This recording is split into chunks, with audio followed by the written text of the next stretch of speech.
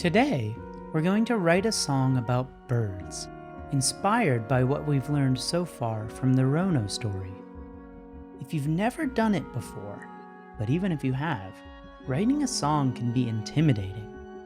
But don't worry, I have some tricks to make it much easier. First, what is a song? A song is a piece of music that you sing. Simple as that. This means that there are two parts to a song: the melody, or how you sing it, and the words you sing. Before we begin working on a song of our own, let's take a look at some images of music notation. Notation is a way of writing down musical ideas so they can be remembered and played or sung later. This is a musical composition by the German composer Johann Sebastian Bach, which uses a kind of notation that is very common today. Here's some musical notation from Mongolia. With this image, it feels like you can really see the shapes of the melodies. Finally, here's some musical notation by the English artist Tom Phillips. I love how simple these symbols are. They almost look like road signs. But unlike a sign, where the meaning is supposed to be crystal clear, these symbols are up for interpretation by the musician. They get to choose what they mean. Pretty cool. Now let's write a song of our own. Let's start with the melody. Sometimes, when you've been singing and making music for a long time, your brain just comes up with melodic ideas for you. But what if you can't think of a melody? I have a fun strategy. First, take a whole piece of paper and fold it in half along the long side. Draw a line down the crease you just made and cut the paper in half. Then, cut each piece of paper in half until you have 8 pieces. Don't worry if they're not perfectly in halves. We're just trying to make small-ish pieces of paper.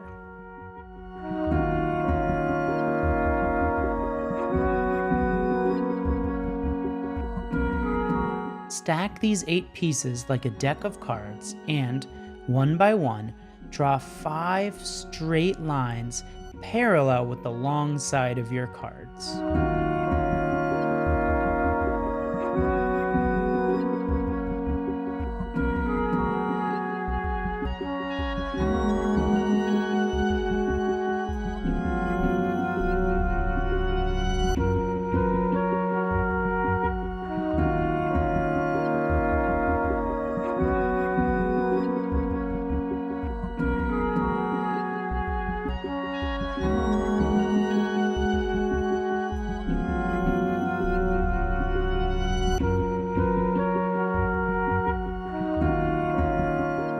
Once you have the lines, restack your deck.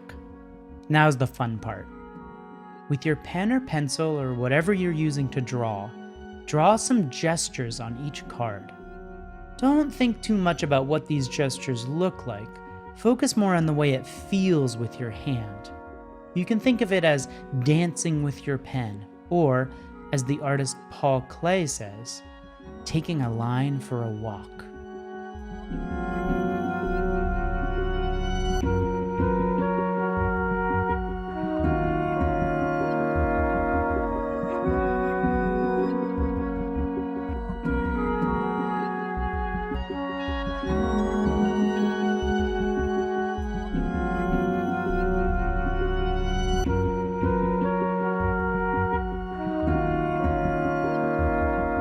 Now that your cards are filled with straight lines and curvy lines, draw some dots at points on the curvy lines.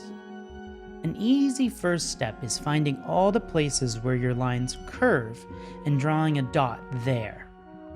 You don't want too many lines, but you also don't want too few. Aim for at least 3 dots per card, but definitely no more than 10.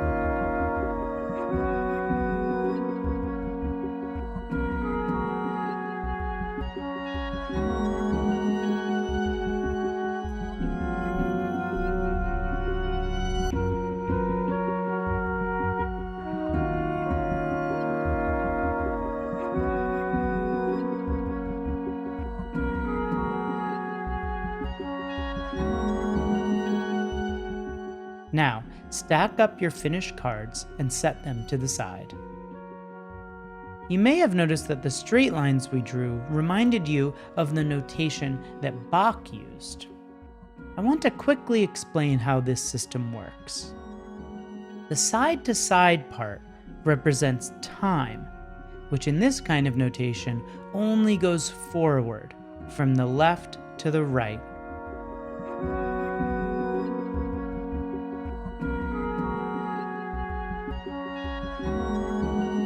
The up and down part is for pitch, which are the notes we sing. If the up and down part tells us what notes to sing, the left to right part tells us when to sing them. We'll use our melody cards in a moment, but first we need to brainstorm the words for our song, which are called lyrics. Lyrics might be a new word to you, so I'll tell you where it came from. A lyre is a type of musical instrument with strings that is used by people all over the world. Here are some lyres from different places.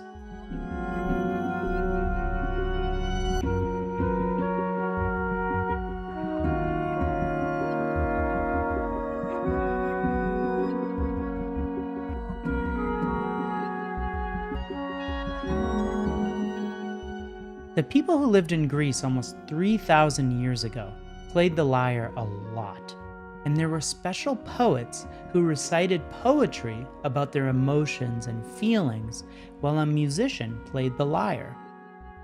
These words the poets said were called lyrics because they went with the lyre. It's kind of like how theatrics goes with theater. Here's an image on a terracotta pot of one of these poets named Sappho holding her lyre.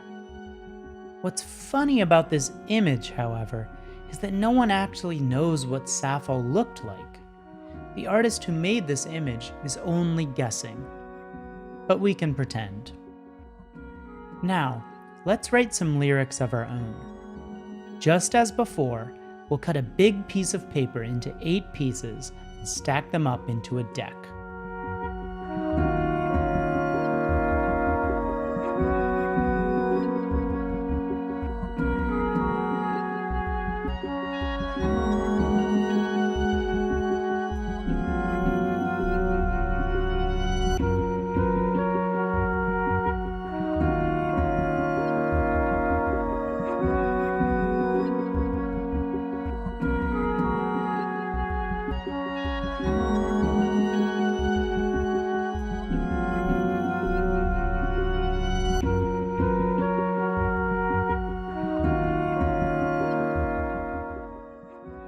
Remember, our song is going to be about birds, so let's recall what we've learned, both from the Rono story and from things you've been taught by other teachers. Take one card at a time and draw one thing about a bird on each.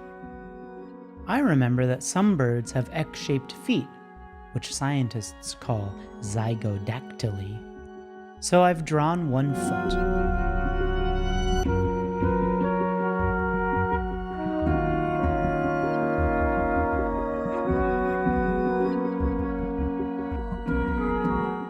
I also remember that roadrunners run fast, so I drew a running roadrunner spitting up desert dust behind it.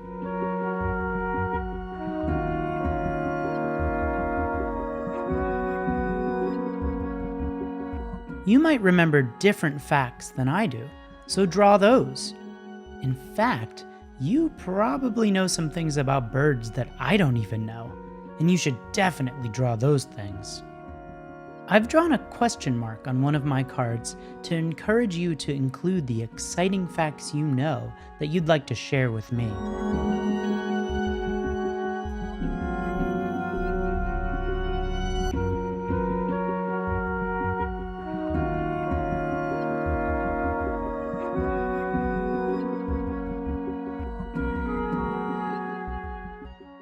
Now that our melody cards and lyric cards are finished, it's time to put them to use. Stack each deck up separately.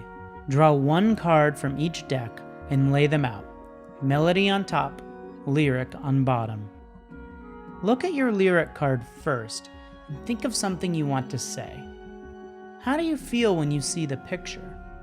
Do you feel excited to see that thing? Does it make you think of something else? Do you have a story from your life about that thing? Remember, lyric poetry was all about the emotions and feelings of the poet, and to this day, personal details still make a great song. Once you have an idea of what you want to say in your song, use your melody card to put those words to music. Use the curvy line as a guide for the general shape of your melody, and aim for the dots on each word. Remember, if a dot is closer to the top, sing it as a high note, like this. Similarly, if a dot is close to the bottom, sing it as a low note, like this. If it's in the middle, it will be somewhere in between. Watch me set my cards to song to get a sense of how you might do this.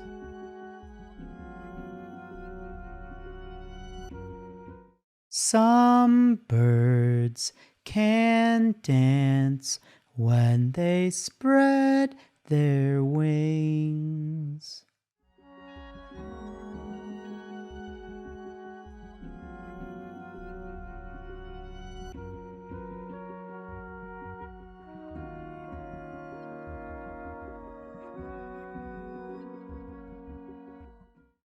Small bird on a branch is singing.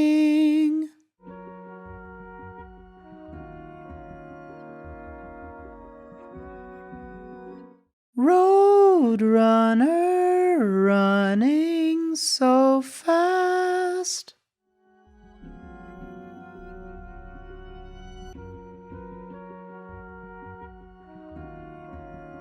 Sticks and stones of many colors. Once you've come up with your mini songs and practiced them a few times, sing them to your family if you feel comfortable. It's okay to feel shy, and if you do, one suggestion is to turn your back to your audience, or have them put on blindfolds. Then you can pretend you're just singing by yourself, which is a very fun thing to do. Thanks for working with me today.